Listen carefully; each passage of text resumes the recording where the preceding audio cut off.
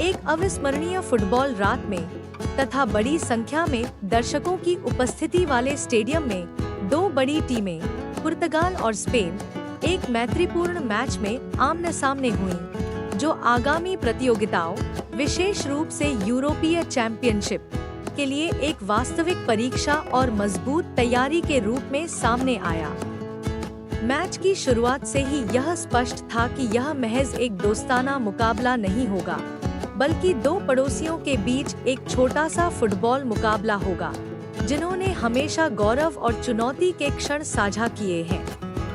Spain ने match में अपनी सामान्य तीव्रता के साथ प्रवेश किया, गेंद पर अपना दबदबा बनाए रखा तथा पुर्तगाली रक्षा पंक्ति में अंतराल तलाशते रहे। वे समन्वित हमले के माध्यम से पहला गोल करने में सफल रहे, जो एक शक्तिशाली शॉट के साथ समाप्त हुआ जिसे पुर्तगाली गोलकीपर रोकने में असमर्थ था।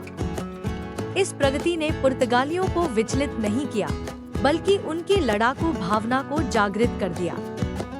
उन्होंने अपने खिलाड़ियों के अनुभव और बुद्धिमान चाल पर भरोसा करते हुए जवाबी दबाव डालना शुरू कर दिया, विशेष रूप से स्टार क्रिस्टियानो रोनाल्डो पर, जिन्होंने आत्मविश्वास और ताकत के साथ अपने देश के आक्रमण का नेतृत्व किया। इंतजार ज्यादा लंबा नहीं था। स्पेनिश रक्षा पंक्ति में जादुई पास के बाद पुर्तगाल ने अजय शॉट के साथ जवाब दिया, जिससे बराबरी की घोषणा हुई, जिससे मैच पुनः बराबरी पर आ गया और प्रशंसकों का उत्साह एक बार फिर से बढ़ गया।